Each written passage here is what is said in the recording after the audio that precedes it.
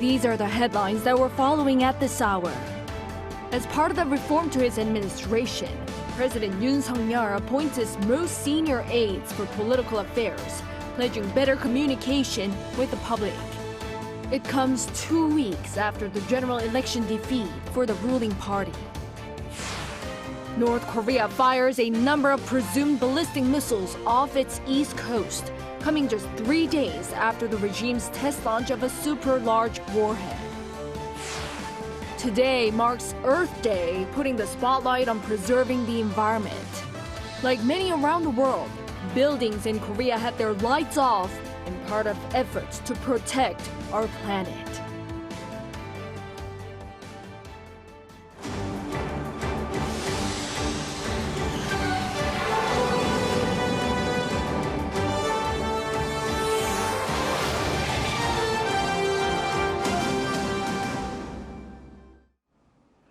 Good evening. It's 9 p.m. here in Seoul. Thank you for joining us on Arirang News.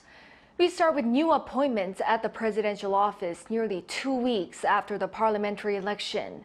Speaking to the press in person, President Yoon announced new names for his most senior aides for political affairs. He pledged to be more open with the public and the National Assembly. Our correspondent Oh Soo-young leads us off. President Yoon has vowed to better handle communication with the public and the opposition, as he named a new Chief of Staff and Senior Political Secretary following the recent general election defeat for his ruling party. Speaking to the press on Monday, Yoon announced five-time lawmaker Chung Jin-seok as his most high-ranking official on political affairs, citing his 15 years of experience in journalism, followed by various roles in politics, including National Assembly Deputy Speaker. Chung also served as former President Lee Myung-bak's Senior Secretary for Political Affairs. Unlike his predecessors with bureaucratic backgrounds, Chung Jin-seok's political experience is expected to help the administration reform its style of handling state affairs by improving public and political engagement. Yoon also named a new Senior Secretary for Political Affairs, Hong Chol-ho.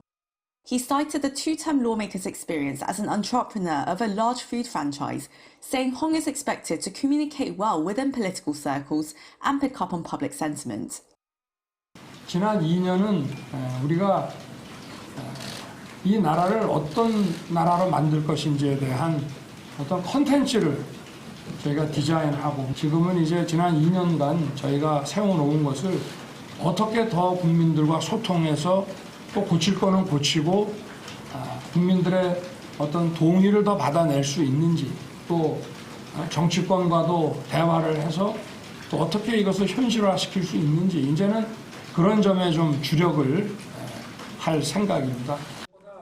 The president's first press briefing this year, and 17 months since his impromptu questions and answers with media, comes days after he acknowledged the need for stronger communication.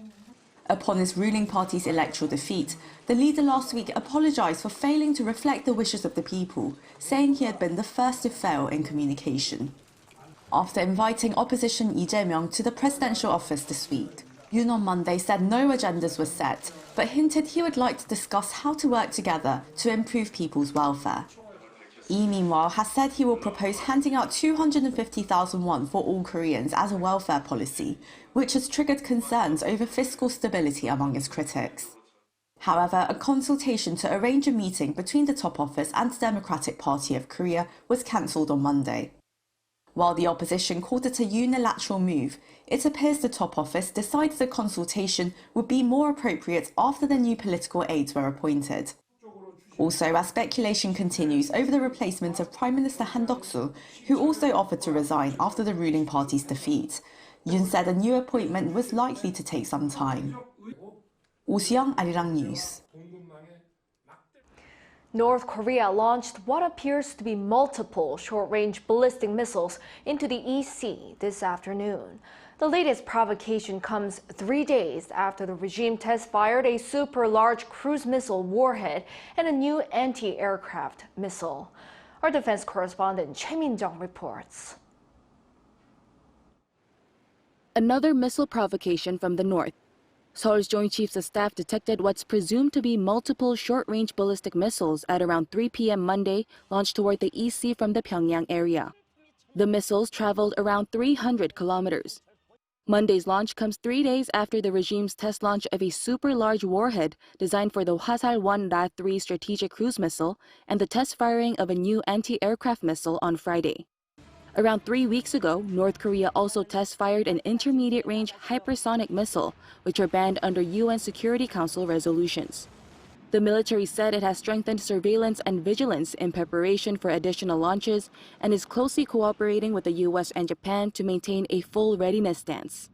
The JCS strongly condemned the launch, calling it a provocation that seriously threatens peace and stability on the Korean peninsula. South Korea's military is closely looking into North Korea's provocations as the regime is widely anticipated to launch its second military reconnaissance satellite this month. Choi Min-jung, Arirang News. Japanese Prime Minister Fumio Kishida has again made an offering to the controversial Yasukuni Shrine. South Korea was quick to express deep disappointment. Our correspondent Kim Jong-sil has more. The Japanese government once again provided a familiar explanation regarding the offering made by Prime Minister Fumio Kishida on Sunday to the controversial Yasukuni Shrine. I understand that the offering was made in his capacity as a private citizen and that it is not a matter on which the government should express its opinion.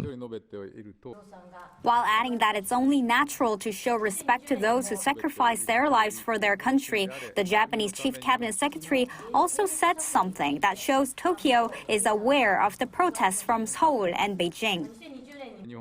There is no change in Japan's policy of continuing to strengthen relations with neighboring countries, including China and South Korea. Regarding the offering, the South Korean government was quick to release a statement on Sunday. The foreign ministry expressed deep disappointment, saying it was regrettable that responsible leaders of Japan have once again made offerings to or visited the Yasukuni Shrine, which glorifies Japan's wartime aggression and has enshrined war criminals. The Chinese embassy in Japan also released a comment on Monday, saying Japan's behavior was an affront to historical justice and hurt the feelings of people of the victim countries, and that Beijing was firmly against this. Both Seoul and Beijing urged Tokyo to face historical facts and show genuine remorse for the past through actions. Yasukuni Shrine in central Tokyo honors 2.5 million Japanese war dead, including 14 Class A war criminals from World War II. Prime Minister Kishida has never visited the shrine in person since his inauguration in 2021, but has instead sent offerings. Kim Jong-sil, Arirang News. In other news, the lower chamber of the U.S. Congress has voted in favor of a bill that pledges crucial aid for Ukraine amid its fight against Russian invasion. The bill is expected to clear the upper chamber in the days ahead, and more weapons could be transferred for Kyiv by the end of the week. Kim Bo-kyung tells us more. The U.S. could begin transferring more weapons for Ukraine, including long-range Army tactical missile systems, by the end of the week, once President Joe Biden signs the bill that recently passed the House. This is according to U.S. Senator Mark Warner during an interview with CBS News released on Sunday. His remarks come as the U.S. House of Representatives approved a $61 billion military aid package for Ukraine on Saturday, after months of delays and political infighting. The legislative package includes security assistance not just for Ukraine, but also Israel and Taiwan, with some $26 billion for Israel and a little more than $8 billion for Taiwan. The legislation is to proceed to the Senate, where proceedings are expected to begin on Tuesday. President Biden has urged the Senate to quickly send the package to his desk so that Washington can send weapons and equipment to Ukraine to meet its urgent battlefield needs. Ukrainian President Volodymyr Zelensky expressed gratitude for the passage of the bill and urged the U.S. to minimize the time between political decisions and actually providing the military aid to Ukraine. The time between political decisions and inflicting real defeats on the enemy at the front, between the approval of the aid package and providing the strength to our guys, this should be reduced to a minimum, and this strength is what is truly needed to change the situation at the front. While saying the aid will give Ukraine a chance at victory, he further underlined its need for long-range weapons and air defense to not lose people on the front line.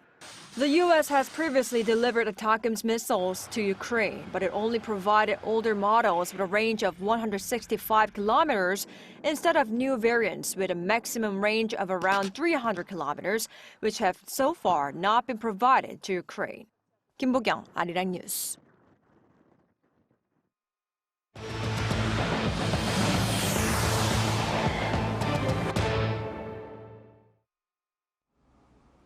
In South Korea, there seems to be little sign of a breakthrough between the government and the doctors over the medical school enrollment quota increase, with the notice period for resignations of medical school professors approaching.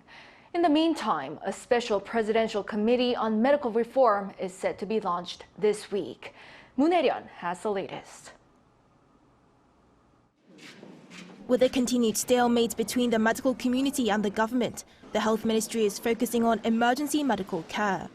Second Vice Health Minister Bang Min-soo, in a briefing on Monday, stated that private doctors with their own practices can now apply to support local hospitals without needing their applications to be approved by the local government, but just directly by the hospitals themselves. The Health Ministry also addressed growing concerns over medical staff shortages following the resignations of medical school professors. The notice period for resignations generally tends to be a month, meaning the mass resignations submitted by medical school professors in solidarity with the junior doctor walkouts would be due to hit this Thursday. The Vice Health Minister explained that owing to contractual details, there is no need for concern yet, and he urged professors to come forward for talks.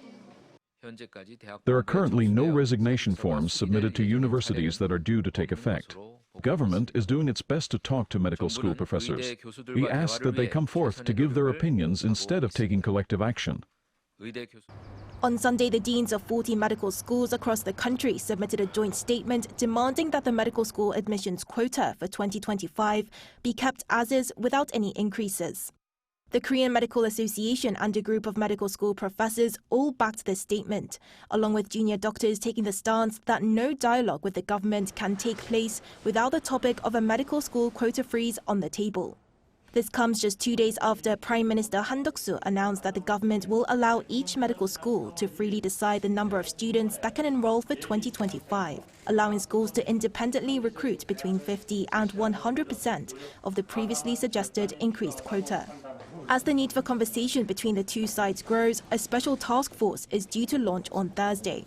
The task force, made up of 6 government officials and 20 non-government officials such as experts and representatives from doctors' groups, will discuss pivotal issues in the government's plans for medical reform. But the Korean Medical Association has rejected this call for talks, saying that the purpose and organization of the task force is not concrete and that it feels its opinions will not be heard. Junior doctors, the key personnel who have been staging mass walkouts, have not yet confirmed whether they will be sending representatives to the task force meeting. Even if doctors refuse to participate in the task force meeting this week, the government plans to push ahead with the task force. Moon Hae-ryun, Arirang News. President Yoon Suk-yeol has pledged to make groundbreaking changes in preliminary feasibility studies in R&D so that researchers can get a head start in their work. At a ceremony for Science and ICT Day on Monday, Yoon highlighted the global competition to secure technological sovereignty and lead future markets, pledging R&D support to make South Korea a first mover in advanced technology. Yoon promised to make the country one of the top 3 global powers in science and technology by 2030. He said he'll achieve this by focusing on R&D investment in the 3 major game-changing sectors of AI semiconductors, advanced biotechnology, and quantum computing, alongside strategic cooperation with allies. South Korea's exports for the first 20 days of this month rose slightly on the back of robust semiconductor and U.S.-bound shipments. Data from the Korea Customs Service on Monday show that the value of exports rose around 11% compared to the previous year, hitting $35.8 billion. Should this trend continue for the rest of the month, it'll mark the 7th consecutive monthly rise in outbound shipments. Exports of chips, one of the nation's key export items, saw a double-digit rise from last year. And by destination, exports to the U.S. surpassed those to China, continuing a trend from the previous month. Today, April 22nd, is World Earth Day, a day created by environmental activists to raise awareness about the need to protect the planet. Celebrating its 54th anniversary, Korea held its Lights Off campaign from 8 p.m. Korea time, where buildings nationwide are encouraged to turn off their lights for 10 minutes. Government complexes in Seoul's Haejong and Gwacheon, as well as local landmarks, including Seoul's Sungyemun Gate, Busan's Gwangwon-daegu Bridge, and the Suwon Hwasong Fortress in Gyeonggi-do Province, took part. The country has been holding the annual event every year since 2009.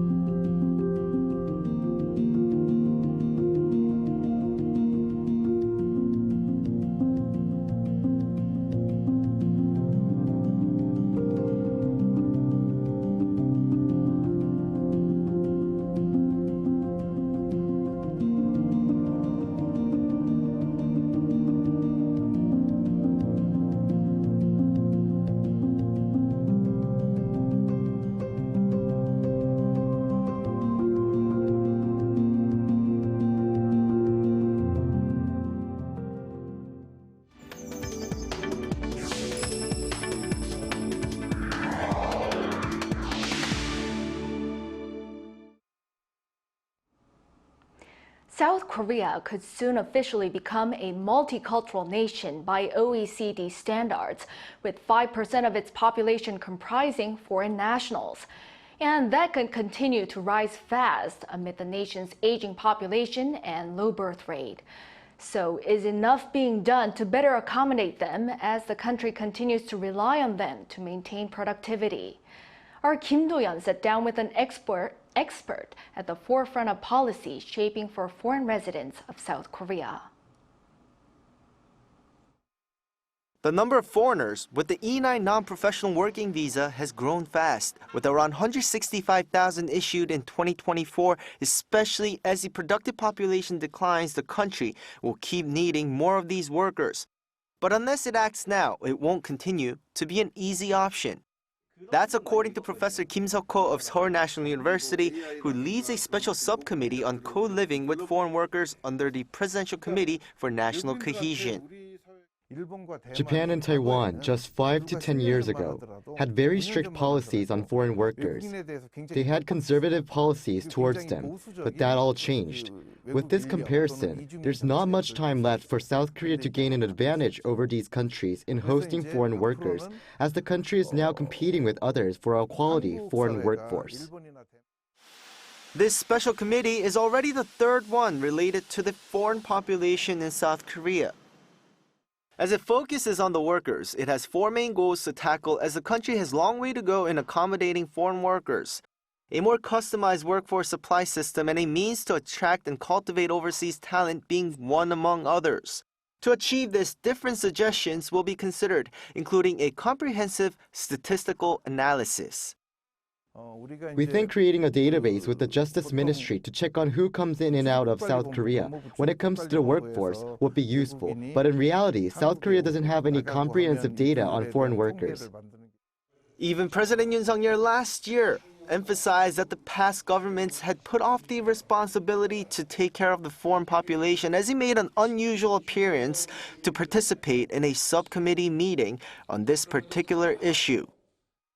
또 불합리한 인식이면 국민들의 그 생각이 좀 바뀔 수 있도록 변화를 또 이끌어내고, 그렇게 해서 국제사회 어디에 그 내놓더라도 부끄럽지 않은 글로벌 중추국가로서의 그 역할과 그 위상에 부합하는 그러한 정책을 저희가 가지고 있어야 된다고 생각합니다. In fact, that's one of the most important duties of this ongoing subcommittee. National Cohesion Committee Chair Kim Han-gil said foreign workers need to be part of a, quote, new us, as he kicked it off last month. Please explore ways to not only view immigrant workers as mere tools of labour, but as new members of our community who can work and grow together as a new us.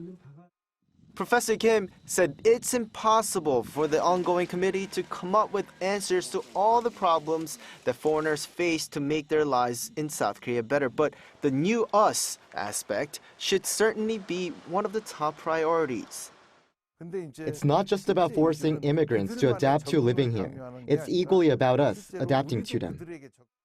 The subcommittee will run for another 2 months and then report its findings during its 100 days of operation to the president. The point of this special subcommittee, Professor Kim said, is to make sure that citizens are included in the process of coming up with good answers.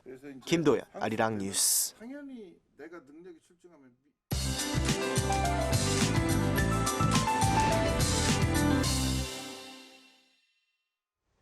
Cloudy skies continued across the country today. Even with cloudy skies, daytime temperatures rose in the central region. On the other hand, due to easterly winds, cool weather has continued in the east coast areas. Tomorrow it will still be cloudy in Seoul, but cozy with warm temperatures. Tomorrow there is rain forecast mainly in the coastal areas of Gangwon province and the southern parts of the country. Up to 40 millimeters is expected on the southern coast of Gyeongsangnam province by the day after tomorrow, and 5 to 30 in other areas. Tomorrow morning, Seoul, Gwangju, and Busan will start off at 13 degrees Celsius. Daily highs will be topping out at 23 in Seoul, Chuncheon 20, Gyeongju 16 degrees Celsius. Rain will expand across the country on Wednesday, but the amount of rain in Seoul will be as little as 5 millimeters. That's all for Korea. Here are the weather conditions around the world.